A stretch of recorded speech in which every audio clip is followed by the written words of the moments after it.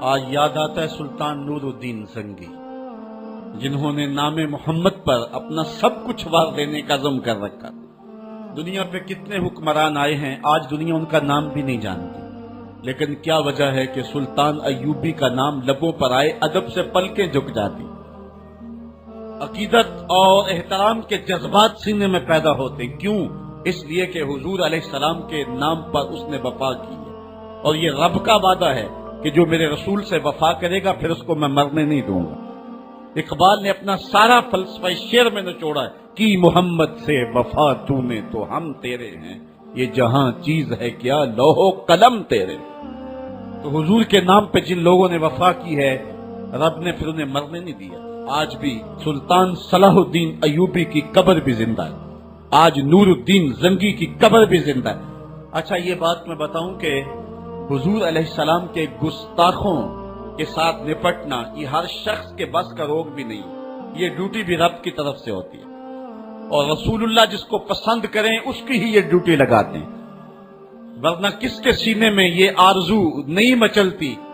جب راجپال نے توہین کی تھی تو کون نہیں چاہتا تھا کہ اس کی گردن کاٹوں، لیکن سعادت مندی نصیب ہوئی تو غازی علم الدین شہید کو نصیب ہوئے۔ علامہ اقبال علیہ رحمہ نے کہا تھا جنازے میں کہ اسی گلہ ہی کرتے رہ گئے، ترخانہ دا منڈا نمبر لے گیا۔ حضرت پیر جماعت علی شاہ رحمۃ اللہ تعالی علیہ نے کہا تھا غازی علم الدین کے جنازے پہ گردن جھکائے چل رہے تھے، آنکھوں میں آنسو تھے۔ 6 لاکھ لوگ حضرت غازی علم الدین کے جنازے میں شامل ہوا تھا۔ سید دیدار علی شاہ صاحب جب جنازہ پڑھانے کے لیے کھڑے ہوئے تو غش کھا کے گر پڑے۔ بعد میں جب اٹھے اور جنازہ پڑھایا تو کسی نے کہا حضرت آپ نے بڑے بڑے جنازے پڑھائے ہیں، کبھی یہ کیفیت آپ کی ہوئی نہیں ہے۔ فرمایا جنازے بڑے پڑھائے ہیں لیکن کبھی حضور کا دیدار نہیں ہوا ہے۔ آج پہلی بار یہ موقع ملا، ادھر جنازہ پڑھانے لگا، ادھر آمنہ کا لال بھی سامنے تھا۔ حضرت پیر امیر ملت علیہ رحمہ گردن جھکائے چل رہے تھے تو آپ نے کہا لوگوں میں نے بڑے بڑے بادشاہوں کی کہانیاں پڑھی ہیں، میرے دل میں کبھی یہ امنگ نہیں جاگی کہ فلاں بادشاہ میں ہوتا۔ جو فقیر ہوتا ہے وہ خود ہی شہنشاہ ہوتا ہے، اس لیے اس کے دل میں یہ آرزو کیوں پیدا ہو کہ وہ بادشاہ ہو، وہ خود ہی شہنشاہ ہوتا ہے۔ کہتے ہیں میں نے بڑے بڑے پہلوانوں کے تذکرے سنے ہیں، میرے دل میں یہ امنگ بھی نہیں جاگی کہ فلاں پہلوان میں ہوتا۔ اور پھر فرمانے لگے لوگوں میں نے بڑے بڑے ولیوں کے تذکرے سنے، میں نے کبھی یہ آرزو بھی سینے میں نہیں پائی کہ فلاں ولی میں ہوتا۔ لیکن آج غازی علم الدین کا جنازہ لوگوں کے کندھوں پہ جا رہا ہے، میرے دل میں آج یہ انگڑائیاں جذبات لے رہے ہیں، کاش آج اس چارپائی پہ جماعت علی شاہ ہوتا۔ یہ آرزو، یہ تمنا، یہ خواہش میرے دل میں انگڑائیاں لے رہی۔ یہ سعادت مندیاں ہیں، یہ خوش نصیب لوگوں کا مقصوم ہے، اور یہ مقدر والے لوگوں کو سعادت مندی نصیب ہوتی ہے۔ یہ یہودی یہ شروع سے پیغمبر حسن و جمال حضور علیہ السلام کی توہین و تنقیص کو شعار زندگی رکھتے ہیں۔ تو ایک زمانے میں انہوں نے سازش کی اور آقا کریم کے روضہ اطہر سے حضور کے جسد اطہر کو چرانے کی سازش کی، اور جس کی حفاظت میرا رب کرے کون اس محبوب کا بال بھی کا کر سکتا ہے۔ یہ جو کچھ ہو رہا ہے یہ ہمارا امتحان ہے، ورنہ جس کے سر پہ بارہ فانا لاکا ذکر کا تاج میرے رب نے رکھا ہے، بھلا اس کی شان کو کوئی گھٹا سکتا ہے؟ جدا ذکر خدا بلند کرے کیڑا جمعہ اس نو بند کرے، اس ذکر دا حافظ آپ خدا پڑھو لا الہ، خود اللہ حفاظت کرنے والا ہے ذکر کی۔ یہ تاج رب نے محبوب کے سر پہ رکھا ہوا ہے، اس لیے چاند کی طرف منہ کر کے تھوکنے سے چاند کی نوری کرنوں کو میلا نہیں کیا جا سکتا۔ تھوکنے والے کا اپنا منہ گندا ہوگا، لیکن چاند کل بھی روشن تھا، چاند آج بھی روشن رہے گا۔ مدینے والے چاند کی عظمتوں کو کوئی گہنا سکتا ہی نہیں ہے، کیونکہ جس کے سر پہ ورفانا لکا ذکر کی چادر میرے رب نے تان دی ہے، اس کی عظمتوں کو کوئی گھٹا سکتا ہی نہیں ہے۔ یہ امتحان ہمارا ہے، یہ آزمائش ہماری ہے۔ اللہ اکبر۔ تو میں نے کہا کہ یہ سعادت مند لوگوں کا مقصوم ہوتا ہے۔ تو اس زمانے میں کچھ بد نصیب یہودیوں نے یہ سازش کی کہ حضور کے جسد اطہر کو روضہ انور سے نکال لیا جائے، اور پھر باقاعدہ انہوں نے 2 اشخاص کو وظائف پڑھا کر کے، داڑیاں رکھوا کر کے، جبہ و دستار پہنا کر کے مدینے میں بھیجا، صوفیاء کے، نیکوکاروں کے، علماء کے، زاہدین کے روپ میں، اور انہوں نے وہاں ایک جگہ کرائے پہ لے لی اور اپنی کارروائی کا آغاز کر دیا۔ وہ اپنے کمرے کے اندر سرنگ کھودتے اور روزانہ مٹی نکالتے اور رات کے اندھیرے میں بقی کے قبرستان میں قبروں کے اوپر مٹی ڈال کے آ جاتے اور سارا دن تسبیح لیے اللہ اللہ کرتے رہتے. لوگ کہتے کہ یہ تو بڑے صالح لوگ ہیں اور پھر لوگوں کو خیرات بھی کرتے. لیکن کارروائیاں اور انداز یہ تھا، لباس خضر میں راہزنی کر رہے تھے اور یہ ڈاکو اور یہ راہزن لٹیرے ایک بہت خطرناک مہم پہ آئے ہوئے تھے.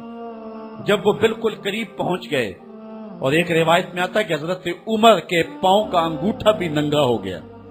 حضور علیہ السلام سلطان نور الدین زنگی کو خواب میں ملے اور ان کی شکلیں دکھائی کہ یہ دو موذی مجھ کو تکلیف دے رہے ہیں. تو سلطان فوراً اٹھا اور کہا مدینے میں کوئی غیر معمولی واقعہ ظہور پذیر ہوا ہے، اور اس نے جلدی سے کچھ سواروں کو اپنے ساتھ لیا اور کچھ خزانہ ساتھ لیا اور فوجوں کو حکم دیا کہ وہ تیار ہو کر کے جلدی میرے پیچھے آئیں.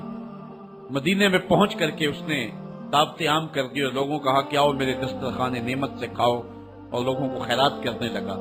سارا مدینہ اس کے پاس آیا، لیکن جو شکلیں اس نے دیکھی تھی اس کو وہ نظر نہ آئی. وہ بار بار پوچھتا تھا کوئی رہ تو نہیں گیا. لوگوں نے کہا کہ نہیں، سارے جو ہیں وہ آپ سے خیرات لے گئے ہیں. ہاں، دو شخص ایسے ہیں کہ جو بہت بڑے سخی ہیں، ان کو تو ضرورت ہی نہیں آپ کی دہلیز پہ آنے کی. بادشاہ نے کہا مجھے دکھاؤ وہ کون ہے. بادشاہ کو شک گزرا یہ وہی تھے. جب سامنے آئے تو بادشاہ نے فوراً پہچان لیا. کہا کہ میں تمہارے ڈیرے پہ جہاں تم رہتے ہو وہاں جانا چاہتا ہوں. بادشاہ تفتیش کرنا چاہتا تھا. جب دیکھا تو تسبیحیں لٹکی ہیں، مسلح بچھے ہوئے، قالین بچھے ہوئے ہیں. تو بادشاہ مسلح اٹھایا، قالین اٹھایا تو نیچے پھٹا تھا. جب پھٹا اٹھایا تو نیچے سرنگ تھی. پھر بادشاہ نے ان کو جانوروں کے پیچھے بندھوا کر کے چروا دیا. اور میں نے تاریخ میں پڑھا سلطان نور الدین زنگی مدینے کی گلیوں میں پھر اس کے بعد روتا پھرتا تھا اور اس کی آنکھوں میں آنسو تھے اور کہتا تھا یا رسول اللہ تمہاری مہربانی کہ یہ ڈیوٹی میرے ذمہ لگائی ہے، ورنہ کائنات بھری پڑی تھی. یہ سعادت مندی میرا مقدر کہ اس نوکری کے لیے مجھے منتخب کیا ہے. اور پھر اس نے روضہ رسول کے ارد گرد جو ہے جہاں تک پانی آتا ہے وہاں تک جو ہے اس نے جو ہے زمین کھدوائی اور سیسا پگھلا کے اس کے اندر ڈال دیا کہ دوبارہ قیامت تک کوئی موذی اس کی جرأت نہ کر سکے. تو روضہ رسول کے ارد گرد وہ سیسا پلائی ہوئی دیوار ہے جس کو کھودا نہیں جا سکتا. یہ سلطان نور الدین زنگی کی زندگی کا یہ انوکھا باب ہے. آئیے اب سلطان صلاح الدین ایوبی کی کہانی بھی سنتے. اسلام کا مجاہد اعظم، یہ حلال اور صلیب کی جنگوں کا ہیرو، اور جس پہ امت اسلامیہ کو آج بھی ناز ہے اور آج صدیاں گزرنے کے بعد یہ سینوں میں دل کی طرح دھڑکتا ہے. سلطان ایوبی کا نام آج بھی دلوں پہ نقش ہے اور اس کا نام سن کے مردہ جانوں کے اندر بھی زندگی کی حرارت پیدا ہو جاتی ہے. اس کے زمانے میں ریجینالڈ بدبخت ایک انگلستان کے شہزادے نے حاجیوں کے قافلے کو روک لیا اور ان کا سامان لوٹ لیا. انہوں نے کہا ہم حج پہ جا رہے ہیں، تو نے ہمارا سامان لوٹ لیا، ہمیں جانے دے. تو اس نے دریدہ دہنی کرتے ہوئے کہا بلاؤ اپنے نبی محمد کو جو تمہاری جان چھڑائے. بس سلطان صلاح الدین ایوبی تک یہ بات پہنچی تو میں نے تاریخ میں پڑھا کہ وہ دانت پیستا تھا. اس کی آنکھوں میں خون اتر آیا اور اس میں کھڑے کھڑے قسم کھائی کہ جب تک اس ظالم کو کیفر کردار تک نہیں پہنچاؤں گا چین کی نیند نہیں سوؤں گا. پھر پونے 2 سال کا عرصہ آپ سلطان صلاح الدین ایوبی کی زندگی دیکھ کے جنگی مہموں کو ترتیب دیتا رہا. دن رات اس نے ایک کر دی، نیند قریب نہ آنے دی. جب نیند بہت زیادہ تنگ کر دی تو پھر وہ خیمے کی چوب کے ساتھ ٹیک لگا کے کھڑے ہو کر کے اپنی آنکھوں کی آگ بجھا لیتا. اور پونے 2 سال کا عرصہ اس نے چارپائی پہ لیٹ کے نہیں دیکھا. پھر وہ لمحے آئے کہ اللہ نے اس کی مراد پوری کی. انگلستان کے شہزادے لائن میں کھڑے تھے. اس نے شاہ گاما کو اپنی کرسی دی اور ساتھ کہا ہم جس کو کرسی دیتے اسے امان دیتے ہیں. پھر اس نے اس کے جو نائٹس تھے ان کو آب خورے دیے، ان میں پانی دیا، کہا جس کو ہم پانی دیتے ہیں اس کو امان دیتے ہیں. پھر جب ریجینالڈ کی باری آئی تو بادشاہ کی رگیں پھول گئی غصے سے. اس نے تلوار نہم سے باہر نکالی اور اس کی چھاتی پہ چڑھ کے اس کی گردن پہ تلوار رکھ کے اس کے ٹکڑے کرتے ہوئے کہا او کتے، تم نے کہا تھا بلاؤ اپنے نبی محمد کو، محمد عربی نے اپنا نوکر بھیج دیا ہے. اور اس طرح اس ریجینالڈ کتے کے 2 ٹکڑے کر کے رکھ دیے. یہ ہماری تاریخ ہے، یہ اور روشن تاریخ ہے. ہمارے اسلاف، ہمارے بزرگ، اس دور کے شہنشاہ، اس دور کے بادشاہ اتنی جرأت اور اتنی عظیمت رکھا کرتے تھے اور آج ہماری کمزوریاں نے دشمنوں کو دلیر کر دی ہے۔ کبھی ایسا بھی اندھیر آیا تھا کہ سرے عام یوں توہین اور تنقیص ہوتی ہو پیغمبر حسن اور پیغمبر جمال کی، اور پھر 1.40 ارب انسان دنیا کے اوپر بستے ہوں، یہ بھی زمانے نے دن دیکھنے تھے۔ تو امت مسلمہ کی موت واقعہ ہو جائے اگر حضور علیہ السلام کی توہین باقی رہتی ہے، اس لیے امت کو پوری قوت کے ساتھ کھڑا ہونا ہے اور اپنے نبی علیہ السلام کی توہین کا بدلہ لینا ہے۔ اور یہ ممکن نہیں ہے جب تک جو ہے وہ ہم پوری دنیا کے اوپر غالب نہ ہوں۔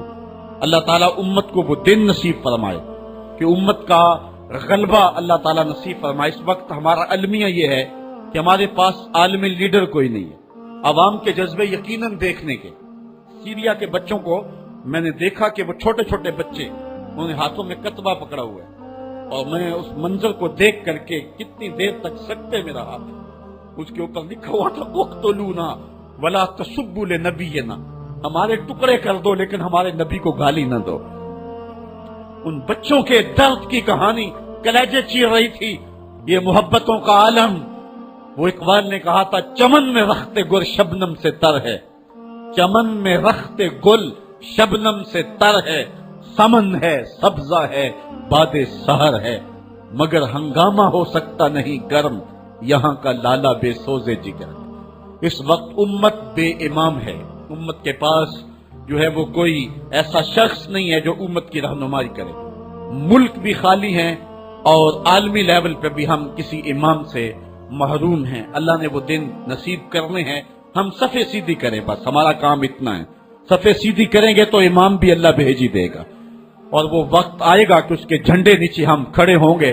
اور ہم نے تاریخ میں پڑھا ہے، کتب صحاح میں موجود ہے، بخاری اور باقی کتابیں اٹھائیں، ہمیں اس وقت کی بشارت دی گئی ہے کہ جب اساکر اسلام ترتیب پائیں گے اور پھر امام بھی آ جائے گا، اور پھر امت مسلمہ وہ بانکپن پائے گی کہ صحیح حدیث میں آتا ہے کہ اگر کوئی یہودی کسی پتھر کے پیچھے یا درخت کے پیچھے چھپ کر کے پناہ مانگنا چاہے گا تو وہ پتھر مسلمانوں مجاہدوں کو بول کر کے کہے گا ادھر آ، یہ ظالم میرے پیچھے چھپا ہوا ہے۔ وہ دن بھی اللہ تعالیٰ نے ہمیں دکھانے ہیں، اور پوری امت کے اوپر جھنڈا جھولے گا تو آمنہ کے لال کا ہی جھولے گا انشاءاللہ۔ آ ملیں گے سینہ چاک آنے چمن سے سینہ چاک، بس میں گل کی ہم نفس باد صبا ہو جائے گی، شبنم افشانی پیدا کرے گی میری سوز و ساز، اس چمن کی ہر کلی درداش نہ ہو جائے گی، آسمان سحر کے نور سے ہوگا آئینہ پوچھ، ظلمت رات کی سیماب پا ہو جائے گی، شب گریزاں ہوگی آخر جلوائے خورشید سے، یہ چمن معمور ہوگا نغمہ توحید سے۔ وہ وقت انشاءاللہ آنے والا ہے، بس ہمارا کام صفیں سیدھی کرنی ہے اور صفوں کو ترتیب دینا ہے، اپنے جذبوں کو مرنے نہیں دینا ہے، اور یہ جذبے اپنی نسلوں میں بھی منتقل کرنے ہیں، اور اپنی نسلوں کو بٹھا کر کے حضور کی عظمت کی کہانی پڑھا کے جانا ہے ہم نے۔ میں نے سیریا کے ان بچوں کو دیکھا تو میں اپنے بچوں کو بٹھا لیا، میں نے کہا بیٹے پوری دنیا کے اوپر حضور کی ناموس پہ حملہ ہے، بتاؤ ہم کیا کریں گے؟ تو میرا 5 سال کا بچہ ہے، مجھے حمزہ کہنے لگا کہ ابو یہ جو تلوار آپ نے لٹکا کے رکھی ہے بیٹھک میں، اس کے میں پیچ خود کھول سکتا ہوں، اور یہ میرے ہاتھ میں دے، ان ظالموں کو میں کاٹوں گا۔ میں نے کہا بیٹے مجھے یہی تجھ سے توقع تھی، اس لیے کہ تیرے جسم کے اندر خواجہ دین محمد مصطفیٰ کی غیرت کا خون دوڑ رہا ہے، اور انشاءاللہ یہ ہماری نسلیں اٹھیں گی اور اسلام کے غلبے کا خواب ہم شرمندہ تعبیر کریں گے انشاءاللہ۔ تو اپنے بچوں کو بٹھائیں اور ان کو بتائیں اور ان کو حب رسول کے جام پلائیں، اور ان کے اندر محبت رسول انڈھیل دیں، اور ان کے سینے کے اندر یہ حرارت پیدا کر دیں، اور وہ امت کے لیے اور نام محمد کے لیے ہر قربانی دینے کے لیے آمادہ ہو جائیں۔ انشاءاللہ وہ وقت دور نہیں ہے جب پوری دنیا کے اوپر اسلام کا جھنڈا جھولتا ہوا نظر آئے گا۔ ہم نے اپنے جذبوں کو بہر صورت بیدار رکھنا ہے، اور اگر انہوں نے توہین کی زبان کھولی ہے تو کروڑوں انسان حضور کی مدح میں زبانیں کھول لیں، صبح و شام وظیفہ درود و سلام کا لبوں پہ جاری کر لیں، اور حضور کے نام کا جھنڈا اٹھائیں۔ یہ گلیوں میں، یہ چوکوں میں، یہ بازاروں میں یہ احتجاج، یہ تو ایک معمولی کیفیت ہے، ہم تو اس سے آگے بھی اگر ہم بے بس ہیں، کر کچھ نہیں سکتے۔ سچی بات ہے، ہمارے اندر جو جذبوں کی کائنات ہے ان کو کچا چبا جائیں کہ جنہوں نے میرے آقا حضور نبی رحمت کی توہین اور تنقیص کی ہے، اس لیے جو ہم سے بن پڑا، جو ہم سے ہو سکا ہم نے وہ ضرور کرنا ہے۔ وہ کیا کہا تھا سودا نے کہ مجنو لیلا سے بازی نہ لے سکا پر سر تو دے سکا۔ کس منہ سے کرتے ہو دعویٰ عشق سودا، تم سے تو یہ بھی نہ ہو سکا۔ ہم نے دیکھنا ہے کہ ہم کیا کرتے ہیں، اس حوالے سے ہمارے جذبات کیا ہیں۔ مجھے یاد آئی آج عمارہ، سارا دن آج عمارہ کی کہانیاں میرے ذہن میں گردش کرتی رہی۔ عمارہ غزوہ احد کی نامور مجاہدہ ہیں کہ جب بھگدڑ مچی اور کچھ تو خون ہونے لگا اور عجیب کیفیت بن گئی، تو اس وقت حضرت عمارہ خاتون ہیں جو اس جنگ میں ساتھ آئی تھی۔ کس کام کے لیے آئی تھی؟ کہ کوئی زخمیوں کی مرہم پٹی کروں گی، لیکن جب دیکھا کہ حضور تنہا ہے اور تیروں کی برسات ہو رہی ہے، عمارہ تلوار لے کے میدان میں آ گئی، اور حضور نبی رحمت نے فرمایا کہ میں جدھر دیکھتا تھا مجھے عمارہ ہی نظر آتی تھی۔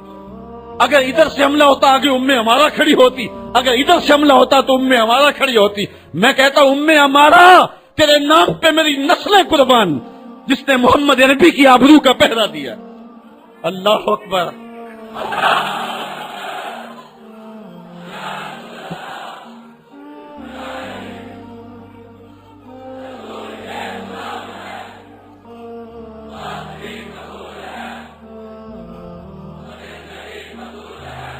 تمہارے جذبے سچے ہیں انشاءاللہ، شاید مغرب کو بھول ہو گئی ہے۔